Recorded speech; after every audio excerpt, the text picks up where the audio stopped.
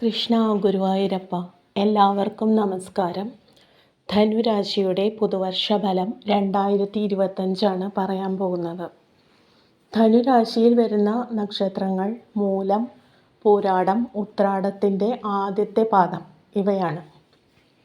ധനുരാശിക്ക് ഇപ്പോൾ സമ്മിശ്ര ഫലങ്ങളാണ് നടന്നുകൊണ്ടിരിക്കുന്നത്. ശനി 3-ൽ നിൽക്കുന്നുണ്ട്. ശനി 3-ൽ ഇരുന്നു കഴിഞ്ഞാൽ കിരീടം ചൂടി വാഴുമെന്ന് പറയും. അപ്പോൾ ഒരു രാജാവിനെ പോലെ വാഴുമെന്ന് പറയും. അതേസമയം വ്യാഴം ഈശ്വരാധീനം കുറവ് എന്ന രീതിയിലാണ് നിൽക്കുന്നത്. അപ്പോൾ ശനിയുടെ ആ നല്ല ഗുണങ്ങളൊക്കെ കിട്ടാൻ കുറച്ച് ബുദ്ധിമുട്ടാണ്. എന്നാലും കുഴപ്പമില്ലാതെ ശനി കൊണ്ടുപോകുന്നുണ്ട്. ഇത് മാർച്ച് 29 വരെ തുടരും. അതിനുശേഷം 2025 മാർച്ച് 29 ശേഷം ശനി മാറിക്കഴിഞ്ഞാൽ കണ്ടകശനിയാണ് തുടങ്ങാൻ പോകുന്നത്. പക്ഷേ അതിനുശേഷം വ്യാഴം ഇപ്പോഴുള്ള മോശം സ്ഥാനത്തു നിന്ന് മാറി 7-ാം ഭാവം നല്ലൊരു സ്ഥാനത്തേക്കാണ് മാറുന്നത്. അത് അനുകൂലമായിട്ടും വരും. അപ്പോൾ ഇപ്പോഴുള്ള മിശ്ര ഗുണങ്ങൾ തന്നെ അപ്പോഴും കണ്ടിന്യൂ ചെയ്യുമെന്ന് പറയാം. പക്ഷേ 2025 മെയ്യിന് ശേഷം ഈശ്വരാധീനം കൂടുതലായി അനുഭവപ്പെടും.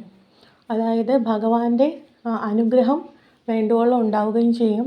ചെയ്യുന്ന കാര്യങ്ങളിലൊക്കെ എല്ലാം കണ്ടകശനിയുടെ ദോഷങ്ങളുണ്ടെങ്കിലും നല്ല രീതിയിൽ മുന്നോട്ട് പോകുന്നതായി അനുഭവപ്പെടും. ഇപ്പോൾ നമുക്ക് വേണ്ടത് ഈശ്വരാധീനമാണ്. ഇപ്പോൾ ഈശ്വരാധീനം കുറവാണ്. അതിനായി വിഷ്ണുപ്രീതി നടത്തുക. അതിന് വിഷ്ണുവിന് പാൽപ്പായസം ചെയ്യാം. അതുപോലെ വിഷ്ണുവിൻ്റെ അമ്പലത്തിൽ തുളസിമാല അർച്ചന ചെയ്യാം. ഇതൊക്കെ ചെയ്യാം. പിന്നെ ഇനി 2025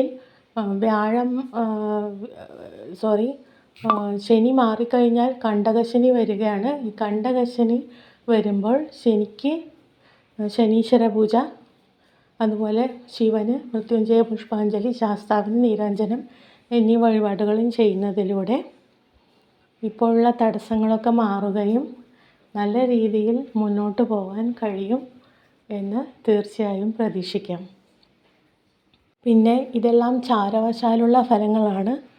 ഇതെല്ലാം ഫലവത്തായി വരണമെങ്കിൽ ജാതകം കൂടി എങ്ങനെയുണ്ട് എന്നനുസരിച്ചിരിക്കും. ഇതിന് നല്ലൊരു ജ്യോത്സ്യൻ്റെ അടുത്ത് പോയി ജാതകം പരിശോധിക്കുക. ജാതകം നിർണ്ണയിക്കുന്നത് ജനിക്കുന്ന സമയമനുസരിച്ചാണ്. ചാരവശാൽ ഇപ്പോൾ ഗ്രഹങ്ങൾ സഞ്ചരിക്കുന്ന രീതിയിലുള്ള ഫലങ്ങളാണ് പറയുന്നത്. അപ്പോൾ ശരിക്കും ഒരാൾക്ക് അവനവൻ്റെ ജനന സമയത്തിനനുസരിച്ച് ഇപ്പോൾ എന്ത് ദശ നടക്കുന്നു അതിനനുസരിച്ചും ഈ ചാരവശാലുള്ള ഫലങ്ങൾ സ്വാധീനിക്കും. അതായത് പ്രധാനമായും ഇപ്പോൾ ജനനപ്രകാരം എപ്പോൾ എന്താണോ ദശയാണോ നടക്കുന്നത് അതിനെ ബേസ് ചെയ്തിരിക്കും ചാരവശാലുള്ള ഫലങ്ങളും അനുഭവപ്പെടുന്നത്. ചിലപ്പോൾ ഇപ്പോൾ ജനനപ്രകാരം മോശം ദശയാണെങ്കിൽ ചാരവശാൽ വളരെ നല്ല അവസ്ഥയാണെന്ന് പറഞ്ഞാലും ചിലപ്പോൾ ഗുണമൊന്നും കിട്ടാതെ വന്നേക്കാം. പക്ഷേ ജനനപ്രകാരം വളരെ നല്ല സമയമാണെങ്കിൽ ചാരവശാലുള്ള ഫലങ്ങൾ ദോഷമാണെങ്കിലും ചിലപ്പോൾ ദോഷഫലങ്ങൾ അനുഭവിക്കുക തന്നെയില്ല.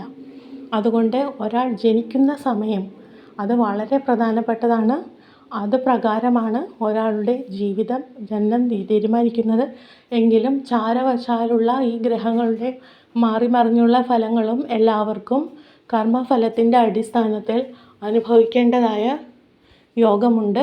അതുകൊണ്ട് അതിൻ്റെ ഫലങ്ങൾ, അതായത് ഗുണഫലങ്ങൾ ഏറെ കുറഞ്ഞിരിക്കുന്നത് നമ്മുടെ ഗ്രഹങ്ങൾ ജനനവശാൽ എവിടെ നിൽക്കുന്നു, എത്ര ശക്തമാണ് എന്നതിനെ ആശ്രയിച്ചിരിക്കും.